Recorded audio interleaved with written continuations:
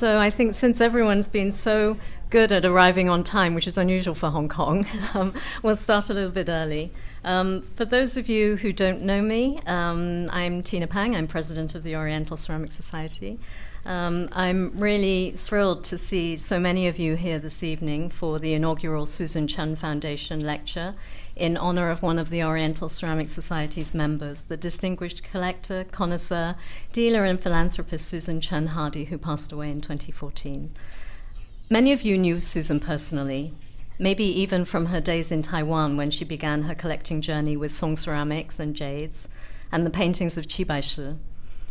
After she moved to Hong Kong in the 1970s, her passion for art and antiquities not only allowed her to build a collection far beyond her original interests, she became a pioneer as a female connoisseur and dealer, paving the way for many other women in the field. I would like to pay a small personal tribute to Susan, who in fact touched my life long before I met her. After I moved to Hong Kong over 20 years ago, I learned from her that the Armenian classical antiquities dealer that I worked for in New York had in fact been introduced to Chinese antiquities through Susan and her husband, my dear friend, Anthony.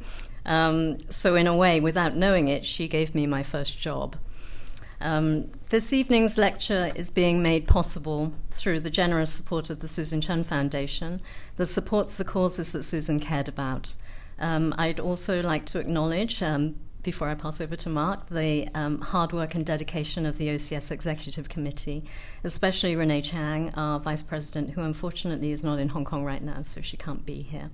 But most of all, to our amazing administrator, David Wong, who runs the society behind the scenes. So I'd like to invite Mark Hardy to say a few words about the foundation. He is Susan's stepson and one of the board of directors of the foundation. To say a few words, Mark is head of sustainability at Pacific Basin Shipping and a non-executive director of the Hong Kong Maritime Museum. It may not be surprising to learn that in spite of his 20-plus years working at Pacific Basin in leadership roles in business development, China projects, and corporate affairs, he has, in fact, a background in East Asian studies with a focus on China and Chinese art, which he studied at Brown University. So, yes, I've outed you, Mark. So please, I welcome you to say a few words about the foundation. Thank you.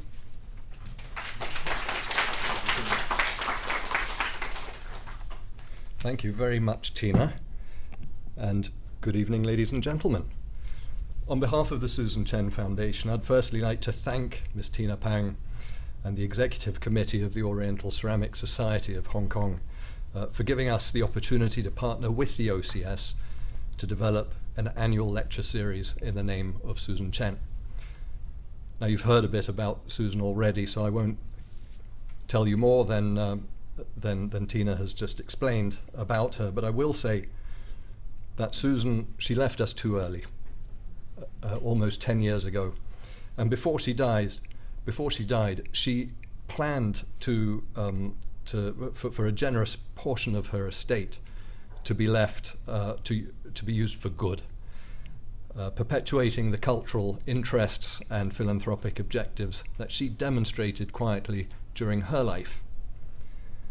So part of our mission at the Susan Chen Foundation is to bring the wonders of Chinese art and antiquities to the people of Hong Kong and well beyond, to enhance education, research, conservation, innovation and careers in Chinese art and art history.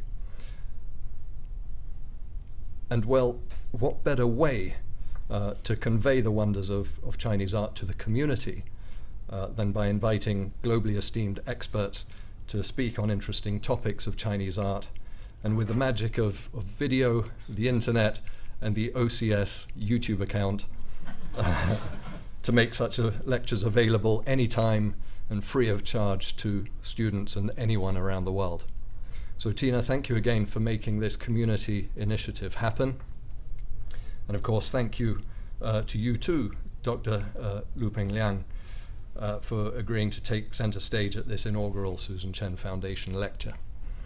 And finally, ladies and gentlemen, I wish you all an enlightening presentation and an enjoyable evening. Thank you.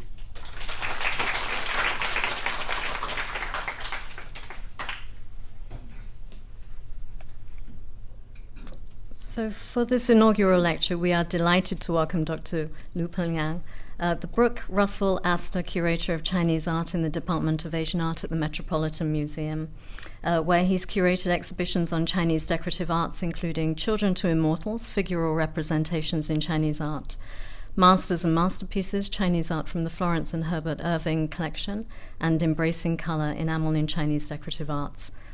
Before the Met, he worked at the Shanghai Museum, where he coordinated over 20 exhibitions of Chinese and Western art. He's published widely on Chinese ceramics, bronzes, cloisonné, and literati objects, and he received his PhD from the Broad Graduate Center in New York, where his research focused on bronzes of the Yuan dynasty. In spring 2025, the Met will present an exhibition exploring Chinese bronzes made from the 12th to the 19th centuries, called Recasting the Past, that will reconsider the merits of the overlooked category of Chinese art known as later Chinese bronzes. As metalwork was one of Susan's special interests, I think she would have been happy that the first in this lecture series will shed new light on the subject. So without further ado, I'd like to welcome Dr. Lu. Thank you.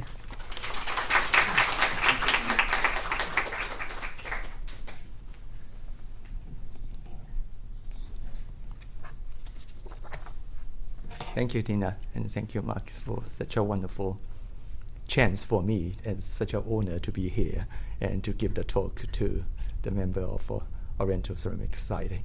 So let's go to see my slides. So today I'm going to talk about an exhibition. What I'm working on, actually quite a few years, is focused on so-called later Chinese bronzes. So basically that's Chinese bronzes made from the 12th century to the 19th century.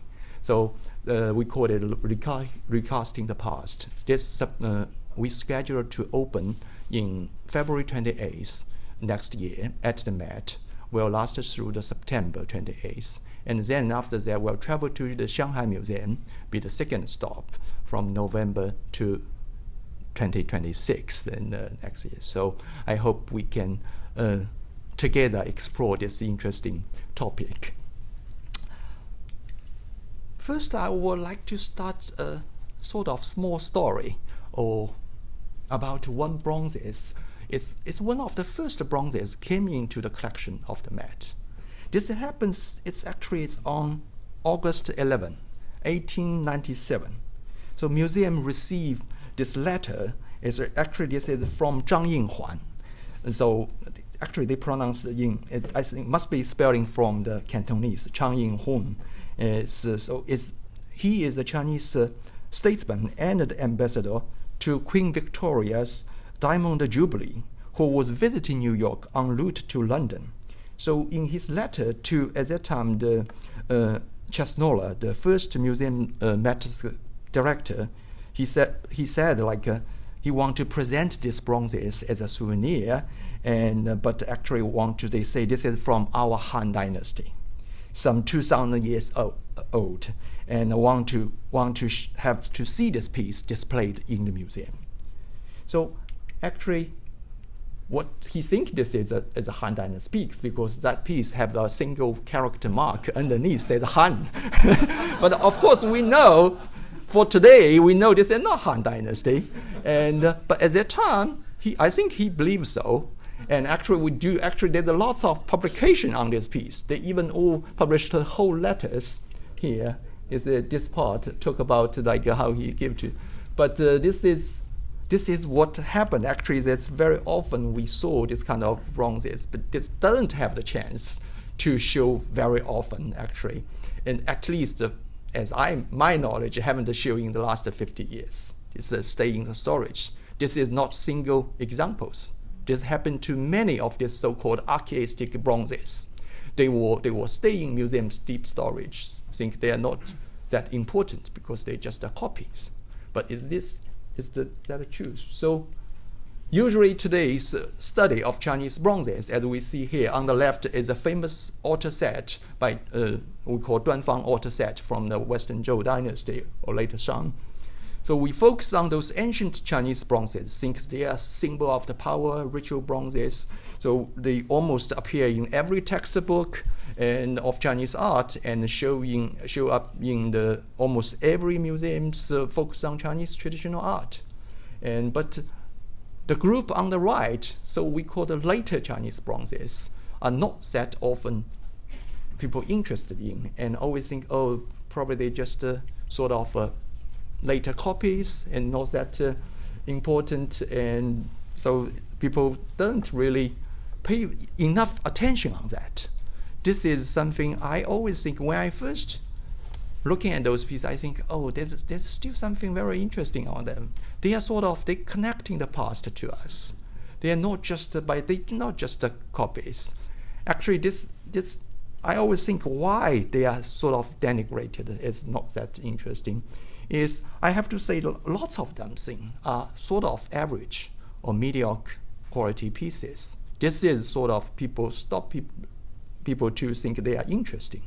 And so what's the way I'm thinking is try to find, it's really like important pieces. I'm thinking about the several different criteria. It's like I'm thinking the first is like a technical virtuosity. This is about craftsmanship. And the second is about its simple, I call it simple elegance. It's sort of the form. And the third is about their pattern and their design. It's like what kind of creatively fusion of the past and the contemporary. And the fourth one is about its historical values, because lots of them, they have lots of inscriptions or marks, and can tell us more about the cultural side and the political side. And the last one is about so-called playfulness. That's what I think is it's like something must be fun. This is make them different to some other pieces. They are very interesting works. That's why we need to find the really good pieces instead of like mediocre. And also because so many average pieces make them not that exciting at all. So let me go to several examples to see what I'm thinking about those five criteria. The first is about the technical. So the craftsmanship have to be very good. Those later pieces, some like a very sharp or fine patterns, and some with gold and silver inlays. This have to be at a certain level of the craftsmanship. Then we can really think they are worth looking, because we know actually lots of those things they are made. The patterns are made up of pattern block. They put in the wax models. Those pattern blocks is very easily to tell and wrong. So we have to find the most like the first the very sharp and crisp. And so some good examples like this one now in the Met collection. Really, you can see such a fine patterns, and also lots of geometric patterns, and some is archaistic, some is contemporary patterns. We have to find those like the first very sharp one. And in terms of those later ones, if we compare to some top archaic bronzes, we're still comparable. They are not. They are sort of. I would not say they're at the same level of the craftsmanship, but they are also pretty fine. This is what I'm thinking the best one.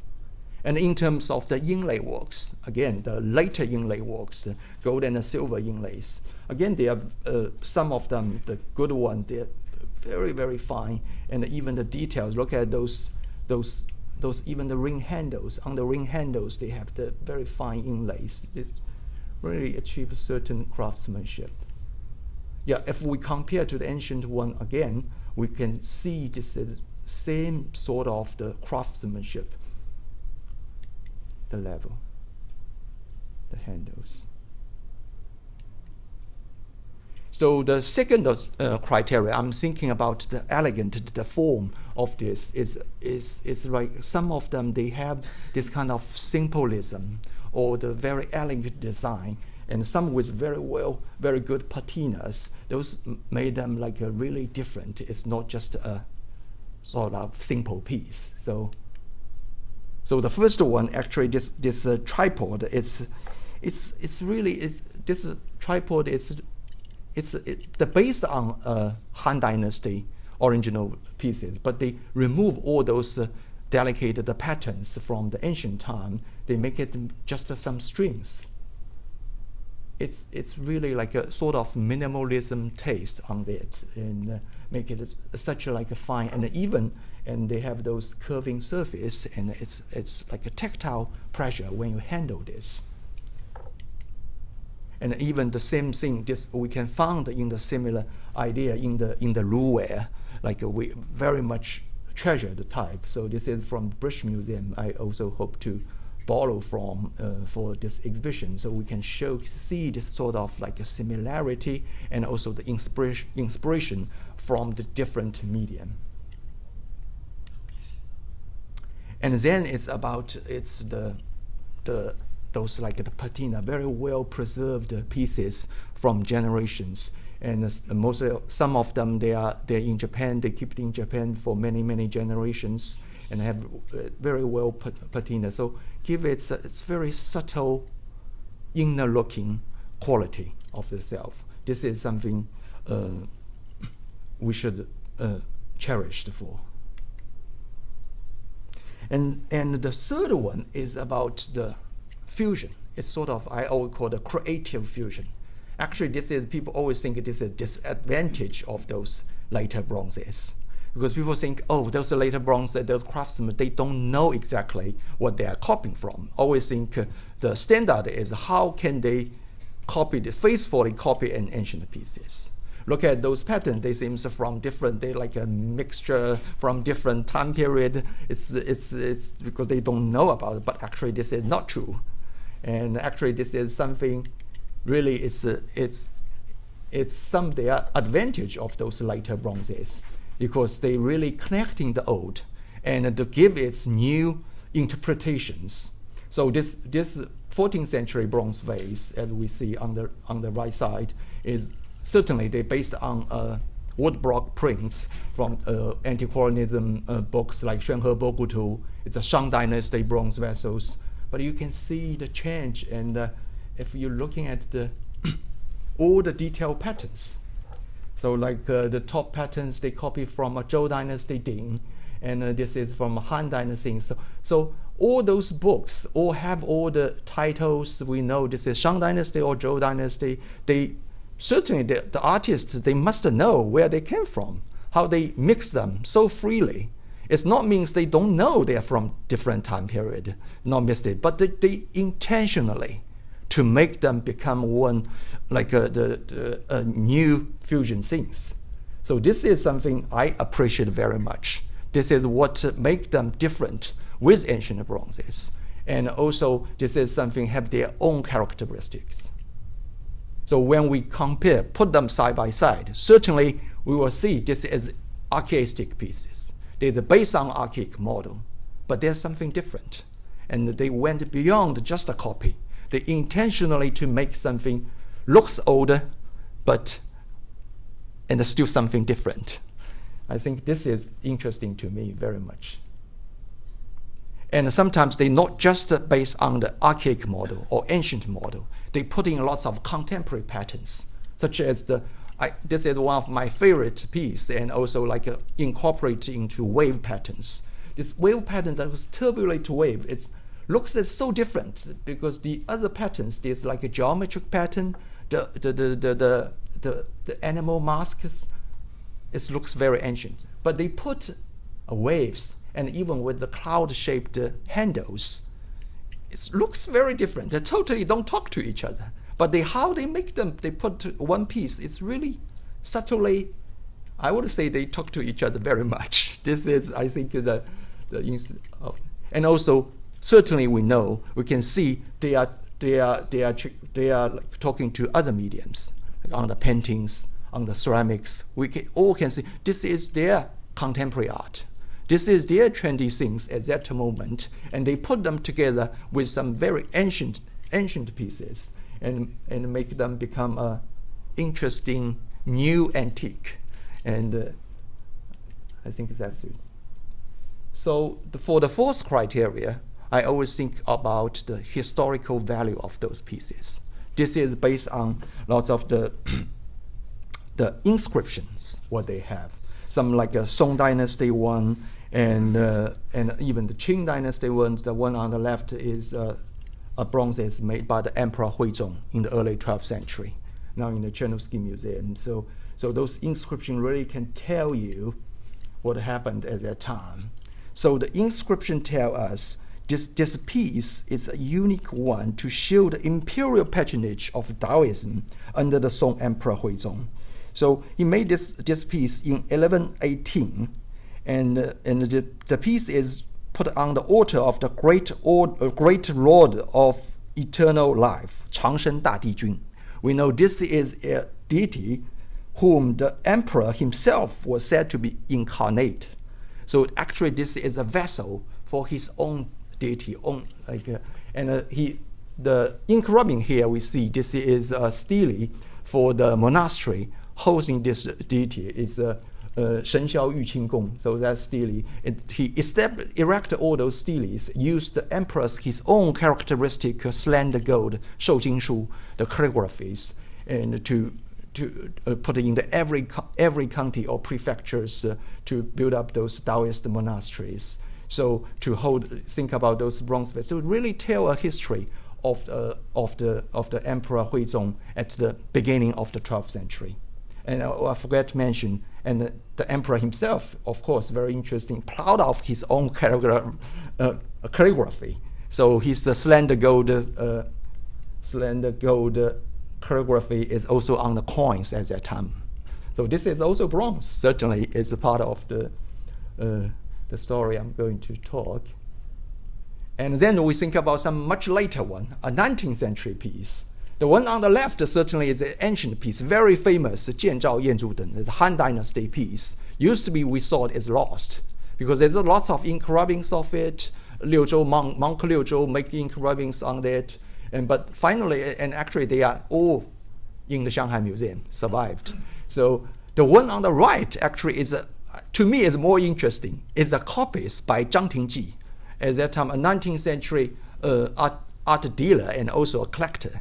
And so he made a sort of faithful copy, but they add on a sort of a candlestick to hold this.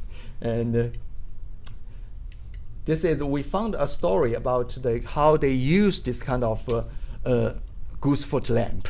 So the goose, and this is certainly not about exactly the same piece, but it's several years before. There's another famous scholars. They host a dinner. They put they make 4 pieces, 4 copies. There's a candlestick. They say such a wonderful banquet with those.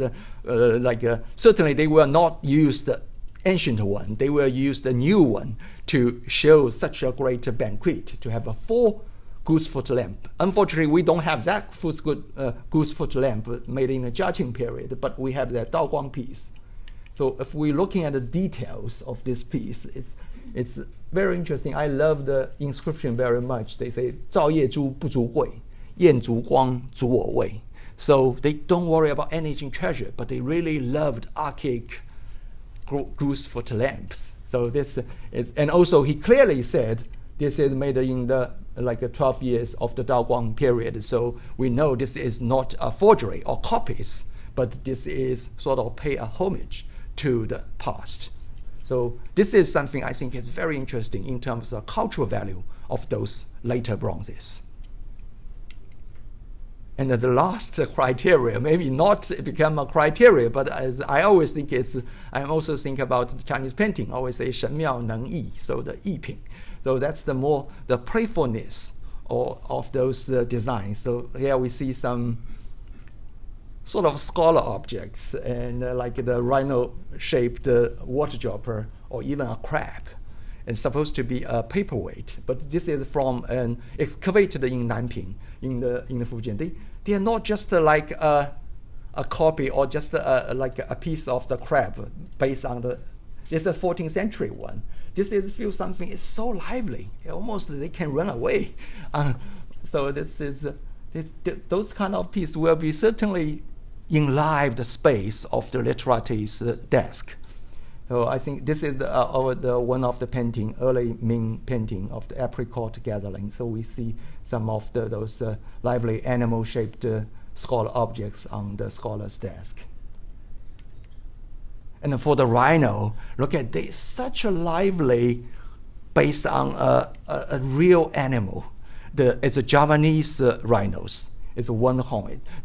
I'm sure the artist must see a real animal. Otherwise, there's no way he can make such a faithful like of the animal like this. So when you handle this, it's really give you those kind of tactile pleasures hosting those. So I think those are sort of playfulness or fun for the design. Okay, so this is the 5 criteria. I think I try to find any bronzes can match maybe one of them, maybe 2 of them, or if we can find one, can be 3 or 4 or 5 of them. That would be such a wonderful piece to show. That's why I try very hard to show these bronzes. So the exhibition will including over 200 pieces. Half of them is from Met's permanent collection, and the other 100 pieces will borrow from over 20 global institutions from China, Japan, Korea, and UK, France, Germany, and US.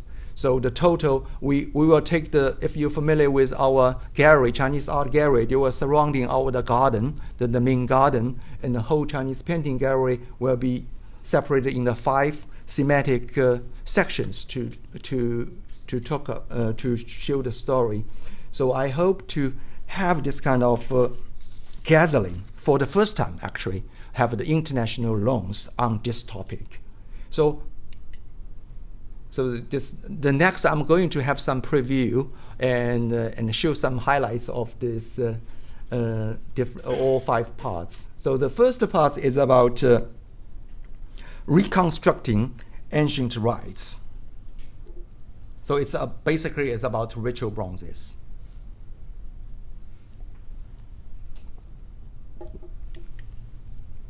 So I think this would be the first time we get so many Huizong's bronzes. This is all from the Emperor Huizong's direct order. They made in the early 12th century. We know nowadays, if we think about Huizong's paintings, it will be such a hard or difficult to gathering all of them. But this time we get a chance to gathering 5 of them to show together, to show how the Emperor Huizong start to rebuild it. They really started the large scale of production of later bronzes after 12th century. The Niu Ding and the 2 Dashen Bell and the Dou and the Sanzhen from the Palace Museum. So this we so-called ox tripod or Niu Ding is such a mysterious pieces, because this one was said, or we have a historical texture say this already unearthed during the Hongzhi period. That's the late 15th century in the Ming Dynasty. But later, and they always collected in the Qing Dynasty, antiquarian. They always talk about, they discuss and debate about when this was made, because they did not say which dynasty. They did not give so this is, and they only give a cyclic date like the Jiawu. Then lots of different debate, but later we know this is for the Emperor Huizong.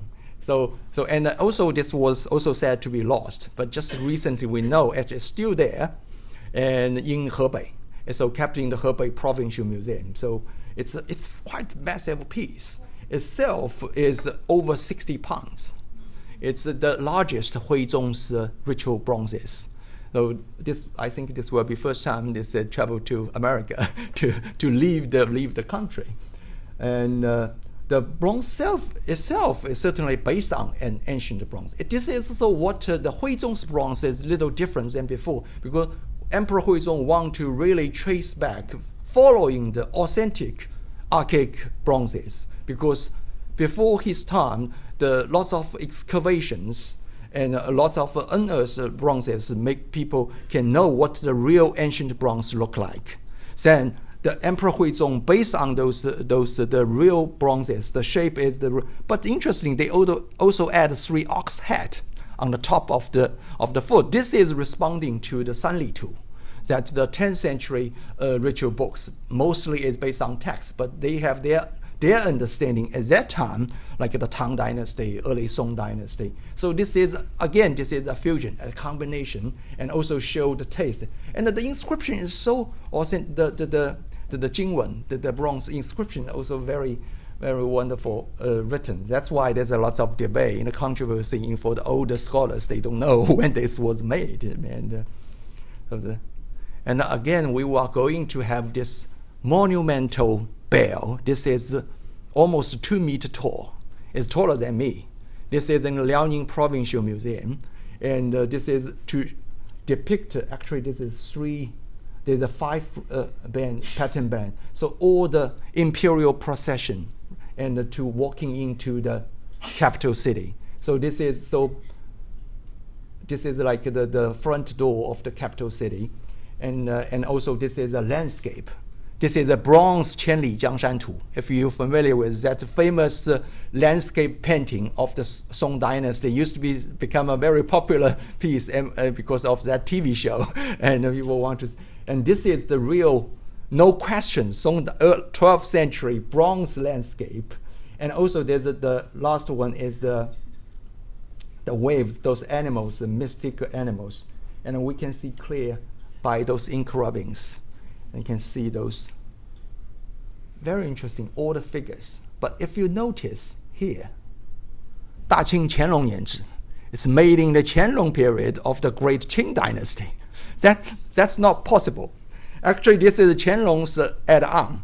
This is not very clear here. Actually, we see they scrape off 2 figures. Some trace of the figures is still there. They add the mark on. This is the Daqing Qianlong. Maybe they try to match some emperor's orders, but we don't know exactly. I haven't yet found in the archives talk about this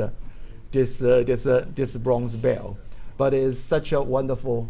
When let's look at those landscape and even small figures and those waves and my favorite wave patterns and also a lot of like a mystical creature like a Sishen. And also the deities.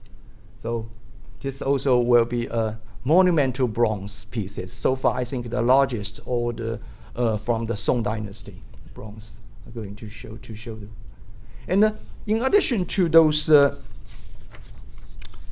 imperial ritual bronzes, the mostly we saw is those sort of like average looking, not very exciting ritual bronzes for local Confucian temples.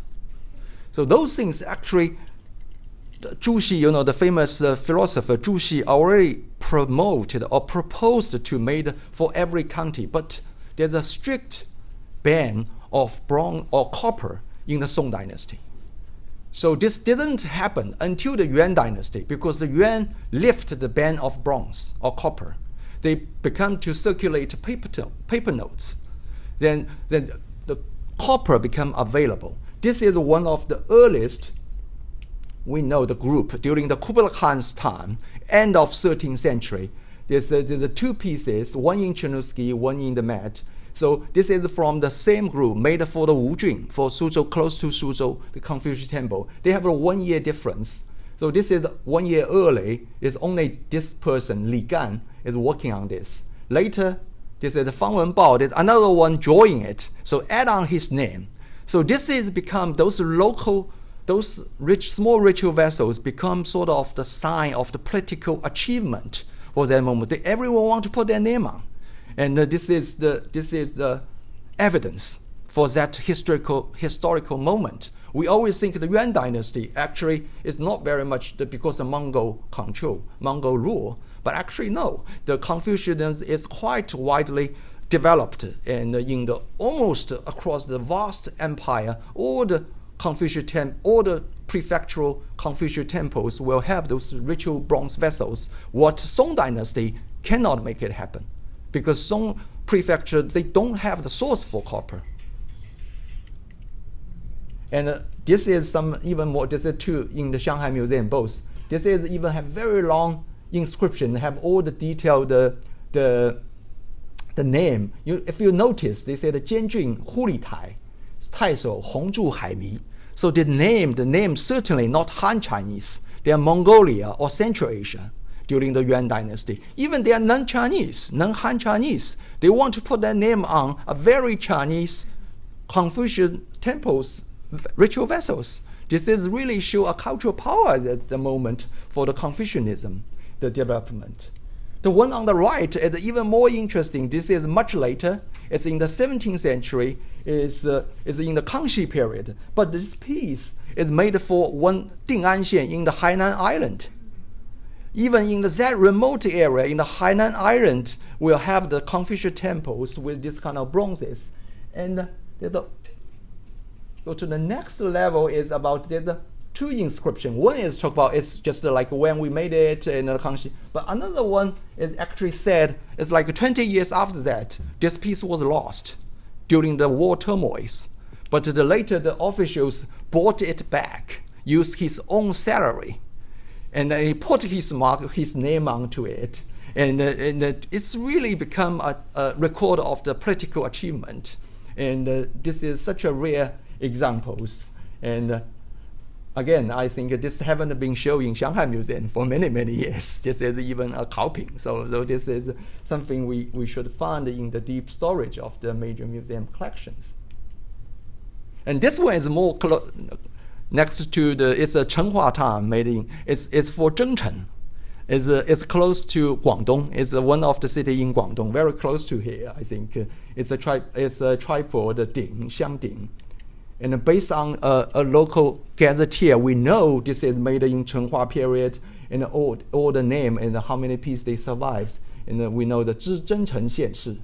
So the Tidiaoguan Zhonggang made it Chenhua Bingwu. That's 1486. The piece itself, the bronze, is the combination of the archaic model, and this is something new for the ritual bronzes. At that moment, they make the ding, the tripod cauldron, become an incense burner, the xiangding. And the shape certainly go beyond the bronze prototype.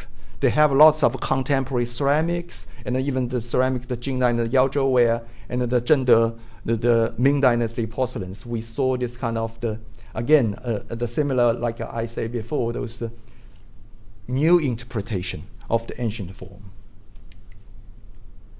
Okay, the second part is about those we called 黑铜器 or black bronzes. Those bronzes made from the 12th to 14th century, and not just the ritual bronzes. They are sort of the bronzes for the literates, scholars' tables, and the flower vases, and the incense burners, and again, lots of them. Some from excavated from the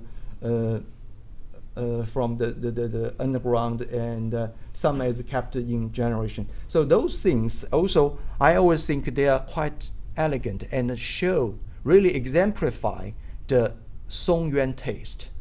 So when we always think about the ceramic of Song-Yuan dynasty, really appreciate. But actually, this also my interest in those kind of bronzes, because when we always think about Song-Yuan ceramics, but you looking at the contemporary bronzes, sometimes even more interesting, or also have a special taste. And the difficult for this kind of things is how to date them. So we have to find datable examples. This is one piece in the Met. Actually, a few years I acquired here in Hong Kong, and there's a inscription show. This is made in the Zhizhen period, and that's the 1346, and made for a Taoist priest, and make this. So this give us a benchmark for dating, the stylistic dating things. This really reminds me about famous David vase. This also, when we start to looking at David vase, help us to find all the Yuan blue and white in the go back to 1950s. So we should do more about the later bronzes, dated later bronzes, and trace those patterns. And this is the famous. Actually, this is our pioneering scholar Roscoe, and she found it in the Viennese the storage. Actually, this with the Qian Dao date. but because this is a text mark so we know this is made in at least 1173. So this is from this piece, Roscoe is able to find a lot to identify so-called Song-Yuan bronzes. But this is not enough. We need to find more, because one piece, actually the same patterns, can be found on much different time period. The same pattern can be found in the 12th century pieces, also can be found in a 14th century shipwreck, the similar patterns. And the wave pattern can be found in Nanping hoard in Fujian province. Also, we think it's Yuan dynasty. So the pattern have a long continuation in around 150 years. We need a more dated piece and need a more accurate and also not that sharp line. So this pattern have to be in this year. But this is a general development. So I'm thinking there's a several steps. So when we in the late 12th to early 13th century, we mostly see the datable piece is more conservative and based on the ancient pattern, archaic bronzes. And during the mid 13th century, start to have those are from the Sichuan, the Chengdu hoard. So they have some new things. And when we do the late 13th to 14th century, the Yuan dynasty, lots of new experimental start, and lots of new design, and like the dragon, twin dragon, brush rest, cloud-shaped handles, or even those handles. Sometimes we think this is more Japanese style, but actually this is from China in the Yuan dynasty piece. So it's like a general development instead of a sharp cut, like this pattern can tell you. So this what I try to do for this exhibition. I'm going to show more this type of, and with the datable benchmark piece. Certainly, I'm also thinking about not just the stylistic analysis, and also about the cultural power of those pieces. Actually, we found a lot of records, a lot of textual evidence, say the literati, they really appreciate the bronze vases. And they use this by the famous 14th century poet Yu Ji. So he talked about in the night readings, who accompany him only that bronze vase with a branch of the plum blossoms. This also reminds me of a famous painting attributed to Chen in Palace Museum. It's with a vase. If we're looking at this vase, it's certainly an archaistic bronze vase with wave pattern and the animal mask, and something similar like this 14th century bronzes. It's really let us think those are sort of like a necessary or the masterpiece in the scholars' studios. So this I'm thinking that's why those bronzes is quite important, and also some very interesting. We'll see this kind of cross medium and also cross time. So we know this shape, the Tong shape, and derived from the Neolithic jade. We saw the Southern Song, the Longquan Celadon ware, and also bronzes. This is this kind of connecting the 5,000 years ago, and also the contemporary, the ceramic, the Celadon, and the bronzes. And more interesting, I think this is Professor Pengliang point out.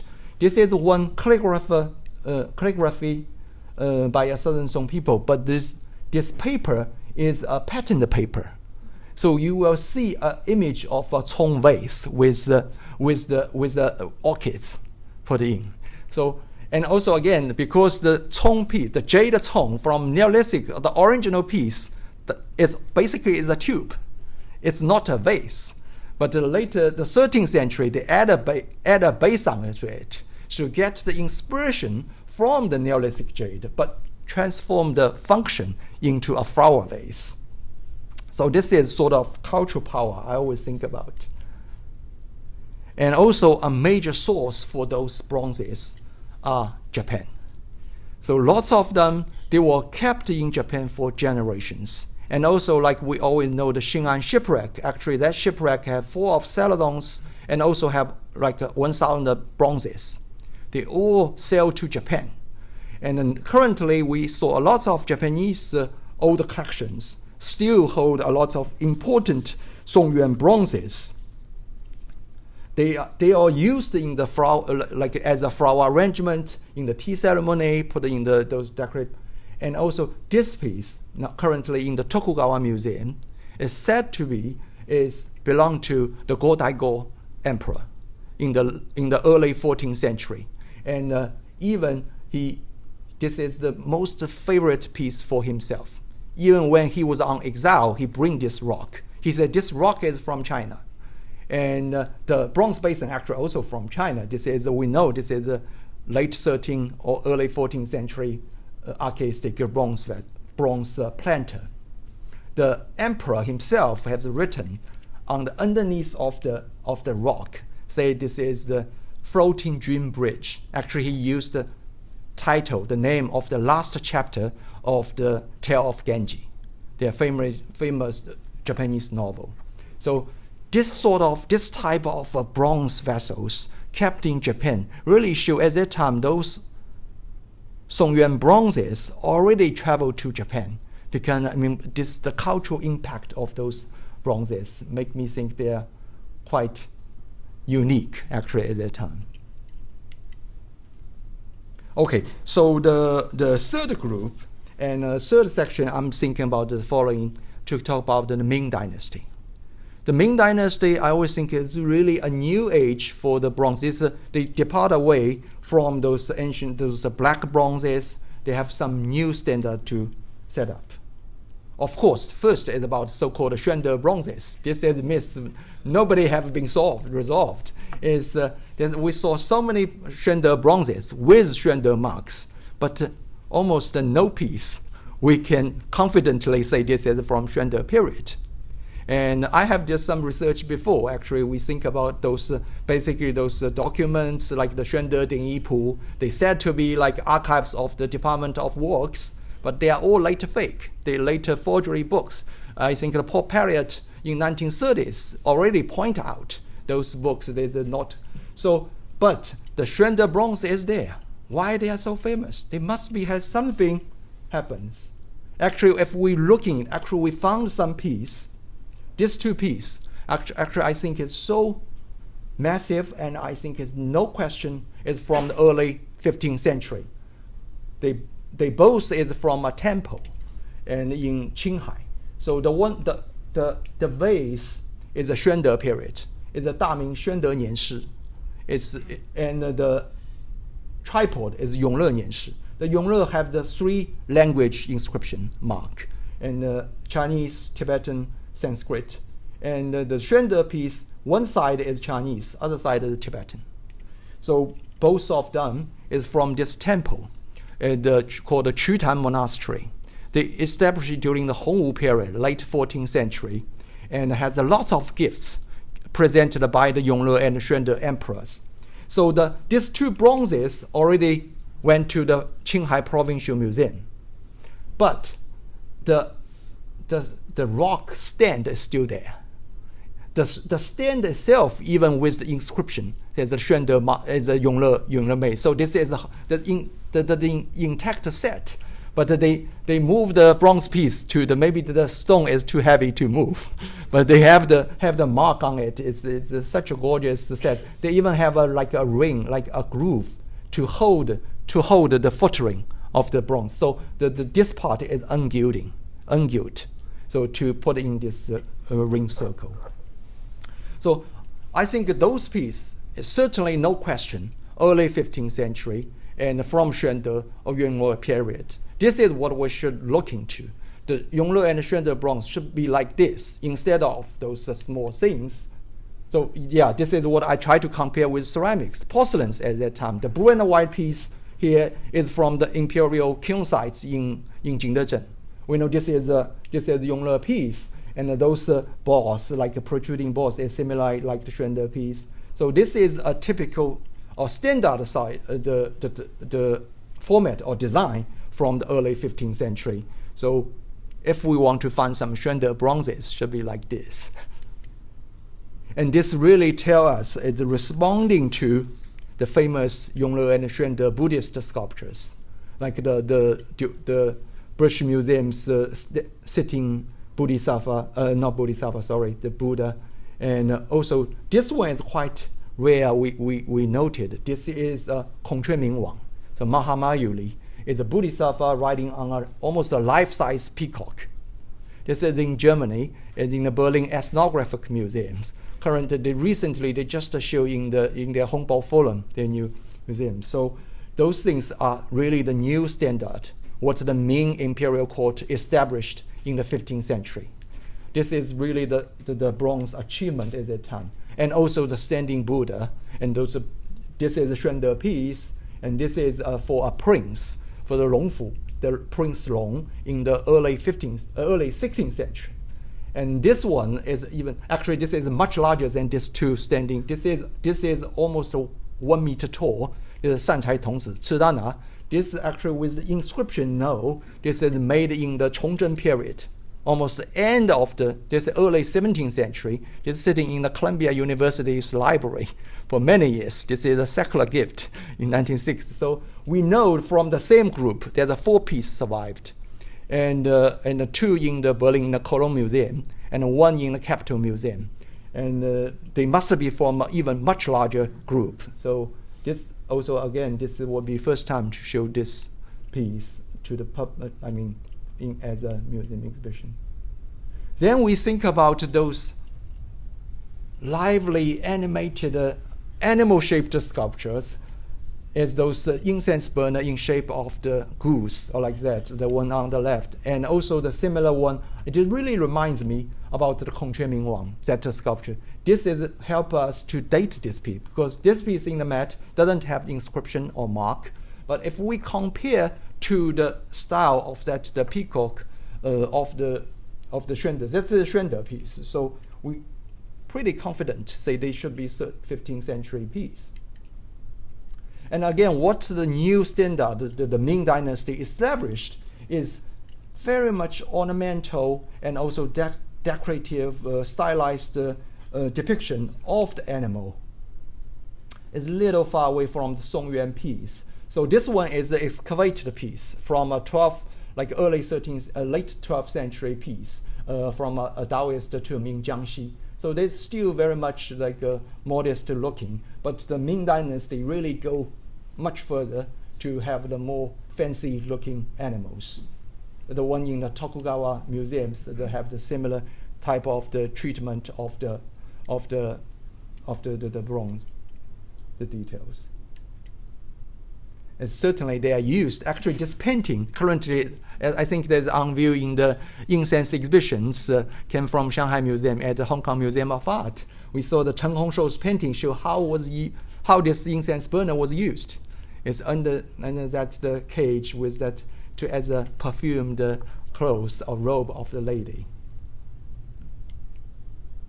And another interesting, this also sort of controversy is about inlaid vessels.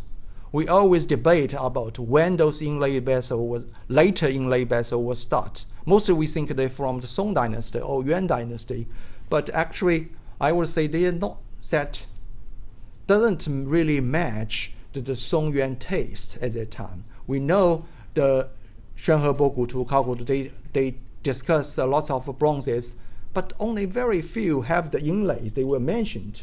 But this is really reminds me about the 15th century when we saw lots of like iron damascene, the gold and the silver piece appear in the 15th century. And also the taste for the colorful, more ornamental design effect. The one on the right is from the Palace Museum, Beijing. So it's made for the Prince Jing. So, oops, is that what happened? Oh, okay. So this is the one. So sort of the similar the taste for the decorative service, and also we need to think about those from the other cultures' influence or impacts or exchange. The one on the left is the one from the Capitol Museum. It's have the Arabic date, the Muslim date 855. So that's responding to 1451. That's Jingtai time period. So we see this type of the inlay works, and also remind us lots of the inlay metal by the Islamic time also happened at that time. And also the Chenhua piece. This Chenhua piece in the Chernovsky Museum actually sorry I did not put an image here, is remind me those Goryeo inlaid piece. Goryeo have developed such a sophisticated inlay works from the 13th, 14th, or 15th century. So this is similar. We need to think about more in future about those inlay works.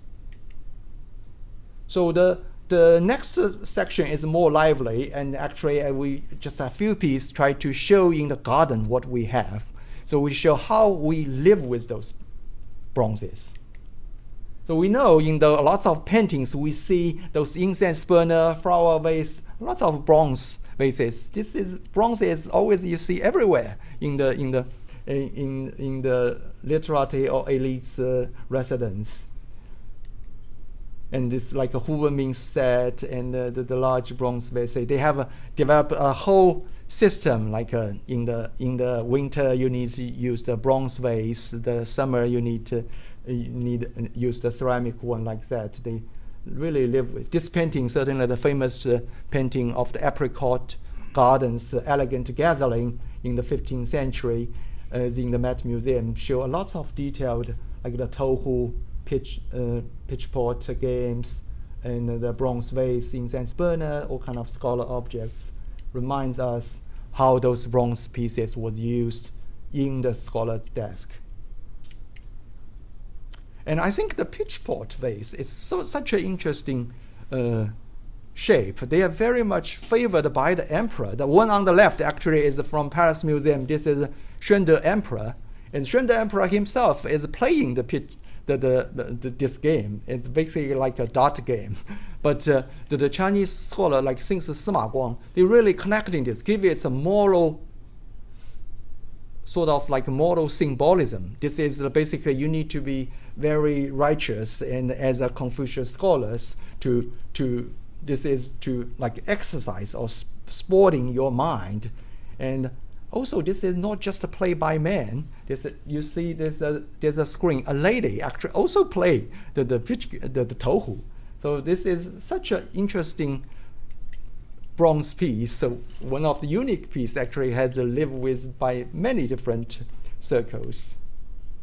And we get chance to show a group of pieces from the Palace Museum Beijing, is to show how the imperial scholar objects, how the imperial tohu look like.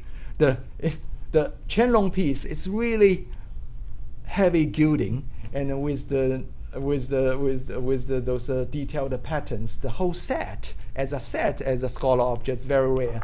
And the tohu itself is based on the archaic bronze shape, the gui shape. But here, maybe it's not very clear, has the poem by the Qianlong himself, the imperial poem. He talked about the tohu game, and the giver, he always describe, he don't think this is a little just for pleasure, just for like a leisure time. This is have its moral meaning.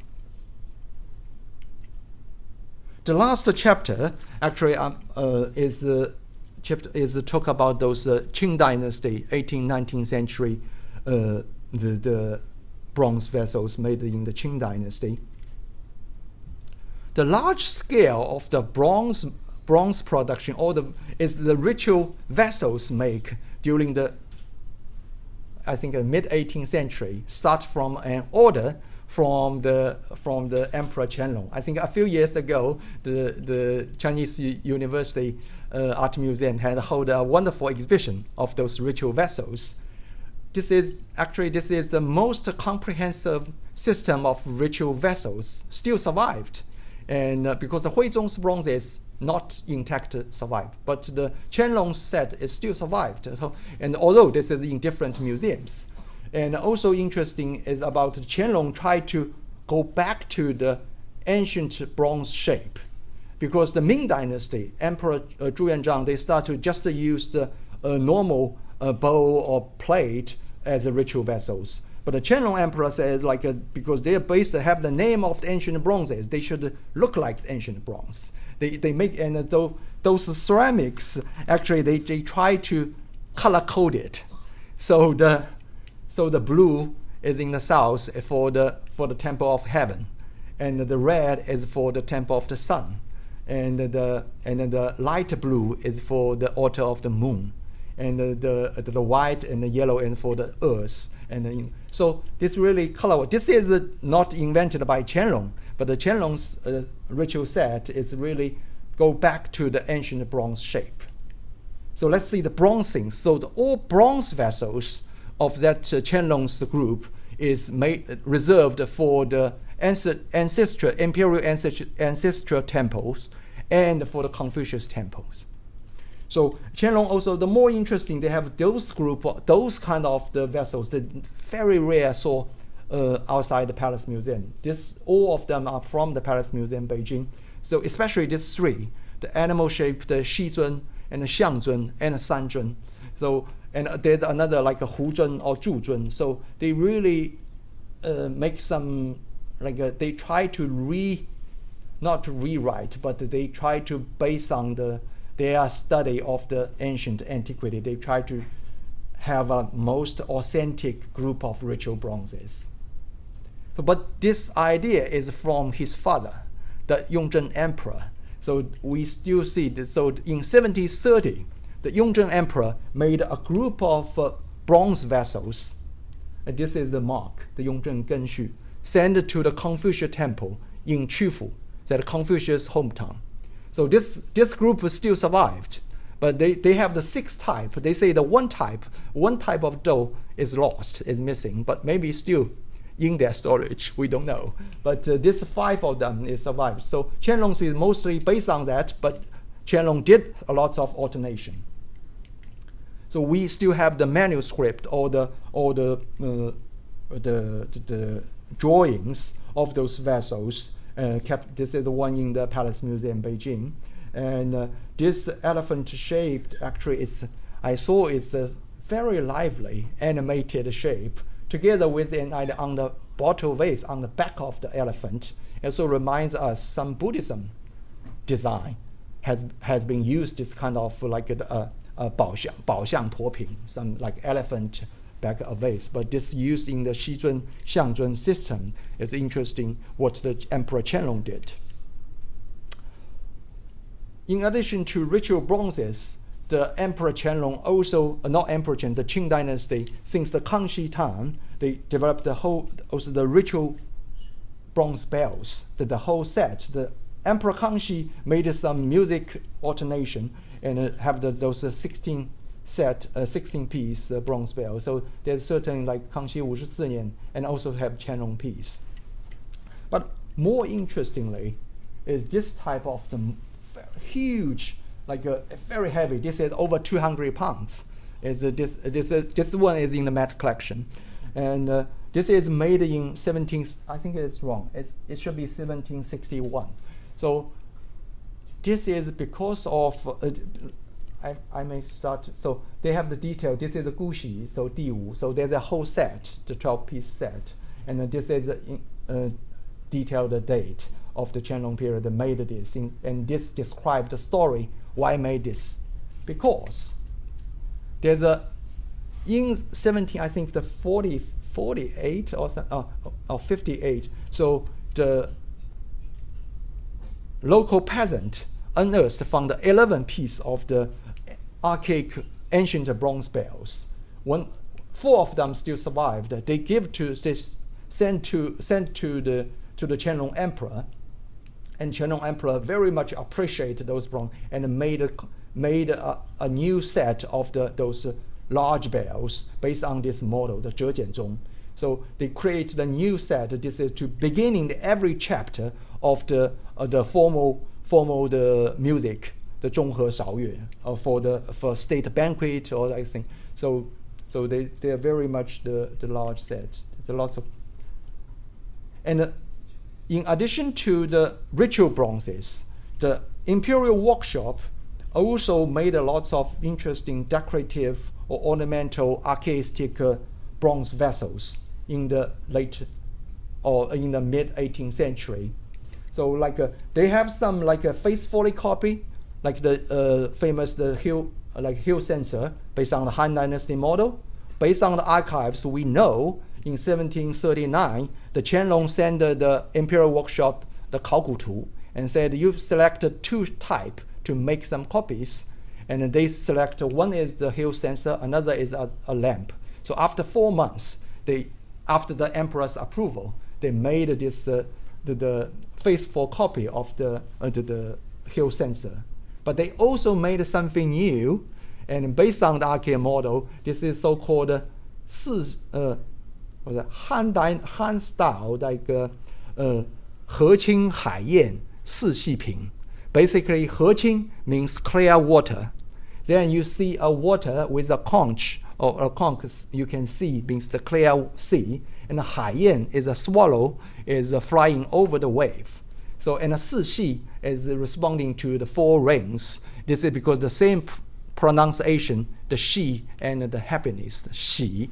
So this is something new with archaic model, what made in imperial workshop. Those imperial bronzes of the Qianlong period actually haven't been really paid too much attention to compared to the Qianlong ceramics in this way, or jades. So lots of them still in the collection of the Palace Museum Beijing, so including this too. Oh, and this is such an interesting example. This is 2 pieces, not the 2 sides of one vase. This is two bronze vases. The one on the left is in the Palace Museum, not Palace Museum, it's in Musée Chernovsky. It's a Qianlong piece with speckled gold, the 2 bird, like a bird shape, the Shuangfengzhun. And probably can think about that the Shang Dynasty, Shuangyangzhun, all those type. But with the design of the 2 birds, it is only appeared in Qianlong period. But the one on the right, even more interesting. If you don't notice the mark, this is a Chinese piece, but this is Christopher and Company. This is made in the 19th century, and because when actually this, sorry, I don't have the image of the other side of this piece. Basically, even the speckle gold is the same. And they try to copy this. This is the prototype model for this French bronze vase. Because Christopher now is still is in business, right? At that time, it's Crystal and Company. They have those plate gold things. So he copied this Chernovsky piece because Mr. Chernovsky, when he brought his things back to Paris, opened the museums, he welcomed the local designer come to take the inspiration of those Asian bronzes. So this must be one of them, and certainly this is one of them to show. So this piece is in British museums. So these 2 will show side by side to sort of eye-tricking which one is Chinese, which one is French. They have the 100 years difference. So again, we can see some power of the Qianlong bronzes, maybe. Potential sponsor for the Met exhibition.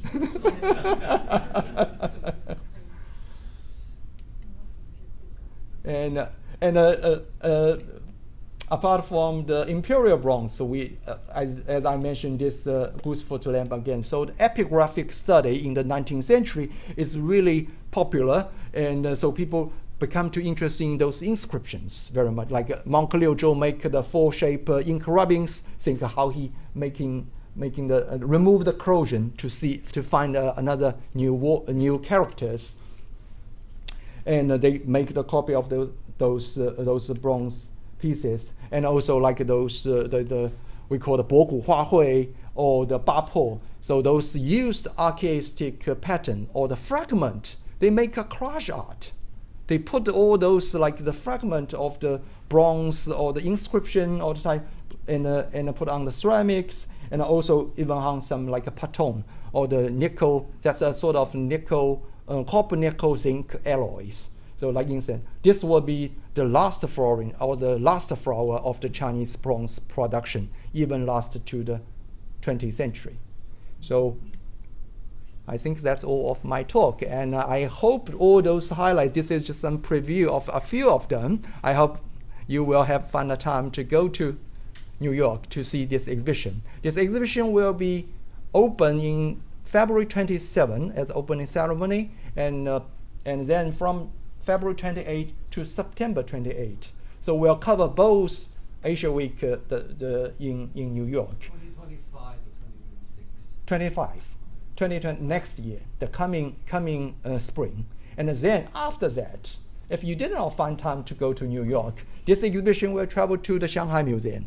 So we're opening the Shanghai Museum's East Building in November 2025, and then to March 2026. Okay, that's my talk, and happy to order.